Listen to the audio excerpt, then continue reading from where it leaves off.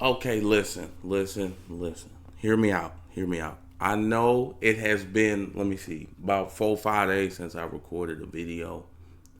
So I guess it feels really good to say this. Welcome back to Danny's Corner. Listen, this is a video. I'm not going to go over the week 12 review. We know what happened. I'm going to bring y'all something a little different. I'm going to tell y'all who my MVP and Defensive Player of the Year and Offensive Player of the Year and Offensive Rookie of the Year and Defensive Rookie of the Year and Coach of the Year. All the awards. I'm telling you who is the MVP to me and the other candidates because I'm just do three. Okay, I'm just do three. I thought I was going to do five, but then I started looking at the numbers of some people and I'm like, yeah, you probably shouldn't be in here, big dog. But listen. Y'all know I don't spend too much time on the intro. We're going to start with the MVP. And I'm instead of going from 1 to 3, I'm going to go from 3 to 1. So the person who I think will finish third in the MVP conversation is that boy Josh Allen. Listen. The boy's got 25 touchdowns, 11 picks, and if I'm not mistaken, the Bills are 8-3. I could be wrong. They're 8-3. He's got 3,000 passing yards. Passer rating is 96. Okay, listen. The boy QBR is third in the NFL, 75.3. Let's see. The completion percentage is 64.1%. And we know he can run the ball. Let me get the rushing stats for you. Let me find these rushing stats. I can't do it right now. Hold on, God. Now I want to act. Now this thing one. But y'all know Josh Allen be running. Let me see. Let me get the rushing stats. Where they go? I just had them. I can't find the damn rushing stats. But you know what? Y'all know what I'm talking about. We ain't gonna do that right now. My phone wanna act dumb. But Josh Allen is number 3. The Bills are 8-3. And look, I think he's having a good season. I think we do need to calm down on the Patrick Mahomes thing, because he's not Patrick Mahomes. He's not. He's just not. He's a damn good quarterback, but he makes a lot of mistakes. Ever since Brian Daboll left, and I'm gonna talk more about Brian Daboll when I get to Coach of the Year. Brian Daboll, he left, and Josh Allen out here just making ill-advised throws, and what's going on. But I still think he had, and I know he's injured. Okay, I know he got the UCL injury and all that, but still, some of these decisions are bad. Some of them are just bad, and you did lose to the number 2 candidate on the list, Tua Tagovailoa. Now listen. I know a lot of y'all don't be putting respect on Tua's name because he got Tyreek Hill and Jalen Waddle. Y'all need to start putting respect on that boy's name. They are 8-0 when he plays, undefeated is what I'm telling you. The man's got 19 touchdown passes, 3 interceptions. And once again, they are undefeated. Actually, I said I was only going to do 3. I think I'm going to do 4 because I just recognized I could have forgot somebody. But listen, the man's got 2,564 passing yards, 19 touchdowns, 3 picks. QBR is first at 82.6 with a 69.7 completion percentage. And he got them boys, Hill and Waddle and Gesicki and all them other boys. But hey, listen, they take on the Niners this week. That'll be a big game. That right there could have him rise to the top of the MVP category if he wins this game. But the number 2 candidate for MVP, who I have the number 2. For the MVP, and this one might be a little controversial, is that boy Jalen Hurts. I mean, listen, I know, hear me out. I know he's the MVP, okay? In a lot of people's heads.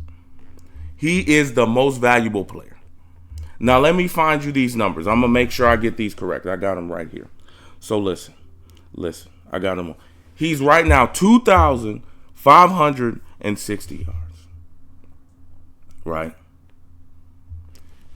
He's got 17 touchdowns. And he's only got 3 interceptions. But that is not why Jalen Hurts gets his money. Let me go to a slot over where it says rushing. And Jalen Hurts, 127 attempts. 597 yards. 8 TDs. Not to mention the last game he played, he had 100 rushing yards in the first quarter. He ended the game with 157 rushing yards in the game, had 153 passing yards. 4 total TDs. Listen, and I know the Eagles are 10-1. I got it. I understand the argument. I understand, but listen, he is not the MVP right now, and all that is great. The problem is the one man that is the MVP right now. Let me get you his numbers. I mean, by this point, you already know him. Patrick, my homeboy, your homeboy, all our homeboy, Mahomes. 25 touchdowns. Oh, excuse me. Short that man 4 touchdowns. 29 touchdowns and 8 picks. 3,585 yards. Look, I'm looking at the numbers, y'all. That's why I'm just looking. They're 9-2. They are 9-2, ladies and gentlemen. I mean, look at this. Look, let me go to the man's completion percentage. 66.1. 3,585 passing yards. 29 touchdowns, 8 picks. His passer rating 105.3. That's the second lowest of his career. Tied for the second lowest. And that's Patrick Mahomes. Is my MVP so far. But if y'all want to argue Jalen Hurts, I ain't even gonna get on you. I'm not even gonna do it. I'm not gonna do it. I understand. I understand. But look, Patrick Mahomes leads the league in passing yards. He leads the league in passing touchdown. Mind you, I know he still has Travis Kelce, but they took away Tyreek Hill. Not to say Tyreek Hill. Now Tyreek Hill over there hooping. He over there making Tua look good as hell. And no disrespect to Tua, but having Tyreek Hill and Jalen Waddle, because let's be real, he underthrowing the deep ball Tua. But let's get back to Patrick Mahomes. Patrick Mahomes, not only is the MVP, that man is the best quarterback in the National Football League. Yes, he's my most valuable player. I got to stop doing that. You see my bald spot? I got to stop ducking my head in the camera out here looking like Tory Lanez. But anyway, let me go to the defensive side of the ball and give you my 3 candidates for Defensive Player of the Year. Number 3, probably Nick Bosa. Nick Bosa, that boy. Listen, the San Francisco 49ers, first of all, that entire damn defense is disgusting. Okay? They have not allowed a point in the second half of 4 consecutive games. They had Alvin Kamara. They diagnosed Alvin Kamara with fumbleitis. You feel what I'm saying? That boy fumbling. That's what he was doing. He fumbled twice because of what they was doing. And you know why? Nick Bosa. 11.5 sacks, 33 tackles, 6 assisted tackles. Nick Bosa. I mean, it's just Nick Bosa. But, and he's on that Niners defense. Mind you, the Niners defense won a playoff game last year against the Dallas Cowboys when he got hurt. And they still went to work. Now he's back and look what the defense doing. Nick Bosa, 11.5 sacks. I mean, come on. What are we doing here? I mean, it is Nick Bosa. That's number 3. The number 2, who probably gonna finish second in my book if I had my vote, is Matthew Judon, who leads the league in sacks. And good Lord, Matthew Judon. Let me tell you something. Matthew Judon is severely underrated. We never talk about that man as one of the top pass rushers in the National Football League. Now one of the top defensive players. Y'all need to put some respect on this man. This man got 13 sacks this year. Leads the league in sacks this year. He has 20 assisted tackles, 46 combined tackles. Like last year, Matthew Judon, let me go look at what he did last year. Listen, let me tell you what he did. Last year, he had 12.5. Like last year, that man had 12.5 sacks.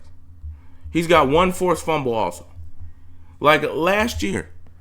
Y'all gonna start talking about Matthew Judon. Y'all gotta start doing that for me. Can you bring up Matthew Judon when you talk about top defensive players and pass rush? Just do that for me. Yeah, if you don't want to do it for you, do it for your boy. Okay, do it for your boy. But let me go and get to the defensive player of the year.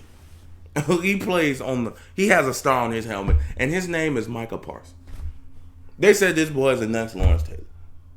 They said this boy is a generational talent. Damn it, he looking like it. Because it's not only what he does for himself, he elevates every damn body on that defense. If you took Michael Parsons off that defense would not be the same. I don't care if they got Trevon Diggs and DeMarcus Lawrence and all them boys. Micah Parsons, number 11, my old Micah. That's what they be calling him on Fox, all them boys. My old Micah, they got the little song for him. My old Micah. He is the best defensive player in football right now. Yes. That is what I'm saying about Michael Parsons. Michael Parsons is the best defensive player in football right now. And that's, and you can only get that. And, when you're best defensive player in football, you got to win defensive player of the year. So that's what I'm saying. But let me go on over. Before I get to some more offensive rookie of the year, I'm gonna do a little coach of the year. I mean, this was pretty obvious. I don't even really think I got to spend time on it. I mean, it's Brian Daboll. Like, you got Daniel Jones out here 7-4. Like, let that sink in. Daniel Jones is 7-4 with Brian Daboll. Now, I know you got Saquon Barkley and all them other boys. Now, look, they injured. Mind you, they got rid of Kadarius Toney for whatever reason. Brian Daboll said, I can't work with him. I can't win with him. I cannot coach him. Just can't do it. And he's still 7-4. With Daniel Jones.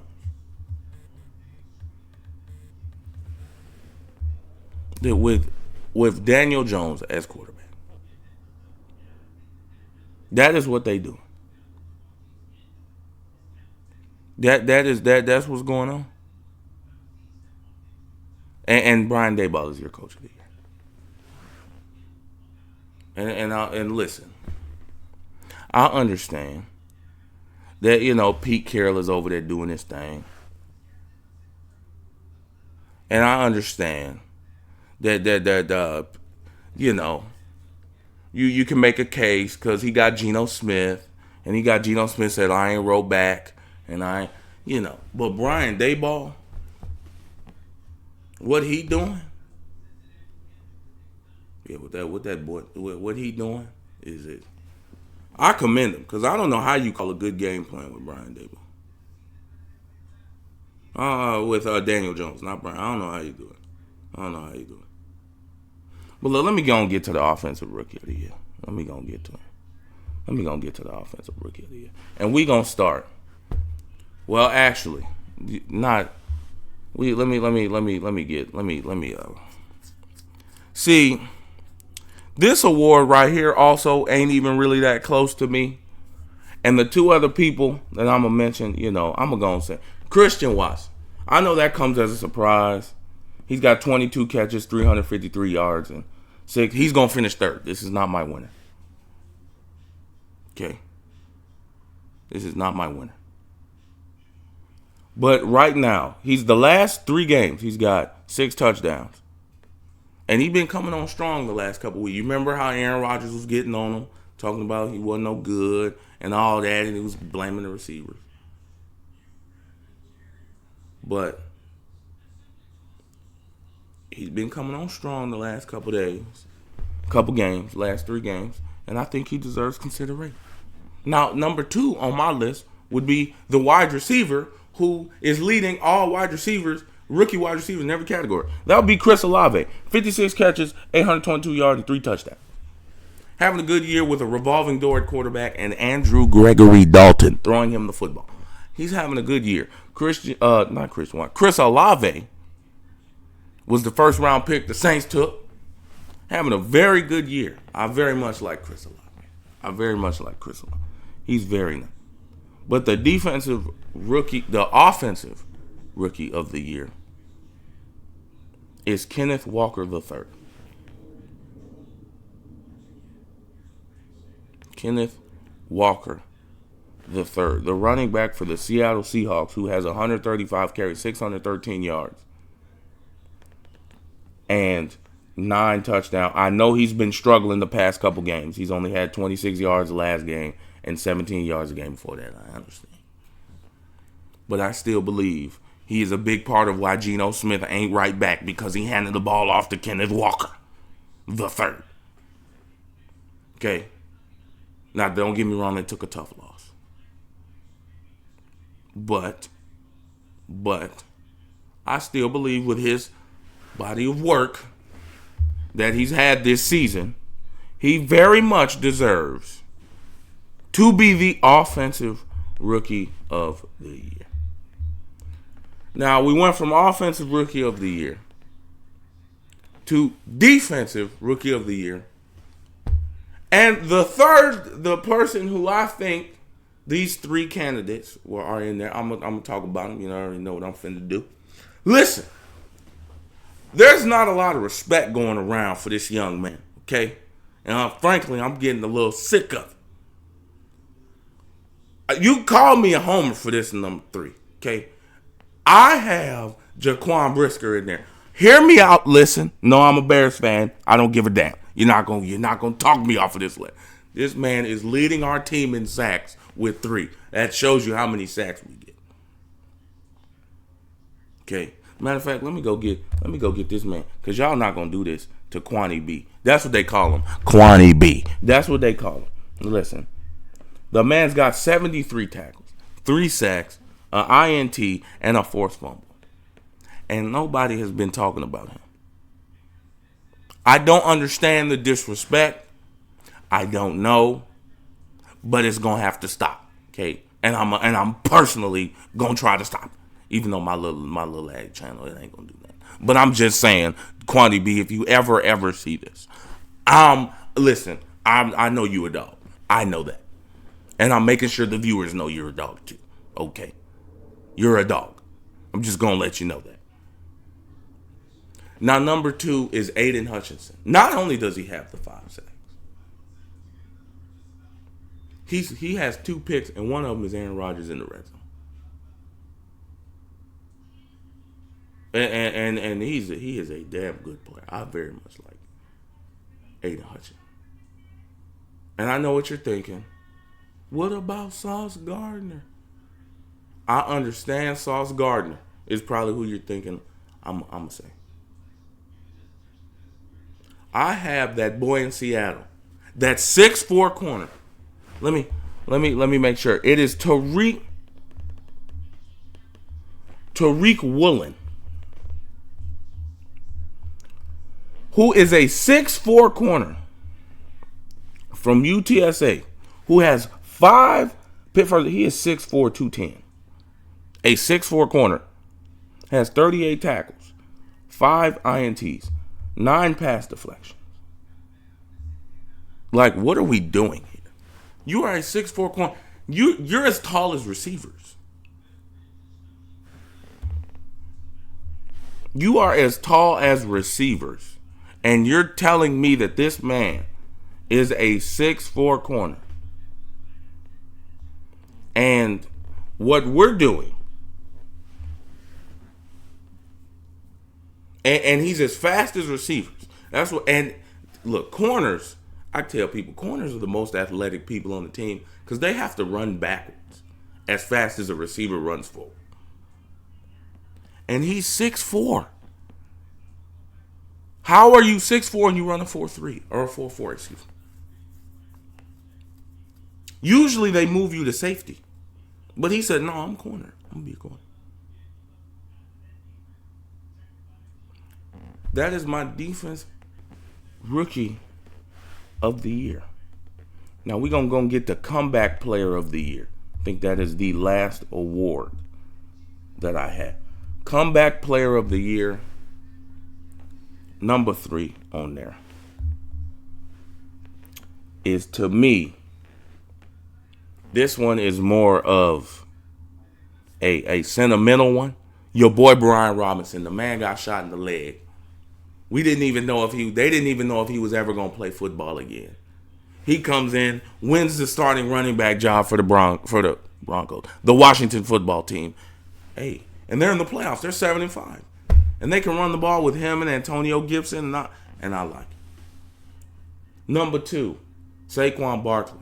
A big reason why they're 7-4. Saquon Barkley. Man's gonna finish with 2,000 all-purpose yards and about 15 touchdowns. And not to mention Daniel Jones is still his quarterback. And we all know what Saquon can do. I'm telling y'all, I was telling people, let Saquon get back healthy. He can be a top 3 to 5 running back in the NFL. But the comeback player of the year is that boy, Mr. They wrote me off, but I ain't right back. Geno Smith. 10 years, finally got his starting opportunity, and he's taking full advantage. They're 6-5 in the hunt for a playoff spot. And Geno's a big reason why.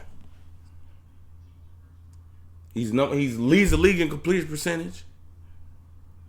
He's got Seattle at 6-5 after people thought they were going to be terrible without Russell Wilson. But he said, no, that ain't going to happen. He made sure that Seattle, listen, I personally am rooting for Geno to get in the playoffs. I hope Geno gets in the playoffs. That's, I'm being a little biased right now. But hey, man, listen. Those are my award winners and candidates, man, and once again, I apologize for the break that I had. Life started whipping my ass the last couple days, okay? But look, I'm going to be a little more consistent, okay? Okay, listen. I promise you, okay? And if I'm not more consistent, cuss my ass out in the comment section, in the DM, in the Instagram when I post this and go in the comment. But yeah, hit your boy with the HBO special to help a brother out. Like, comment, subscribe, share, and I'll see y'all next video. Deuce.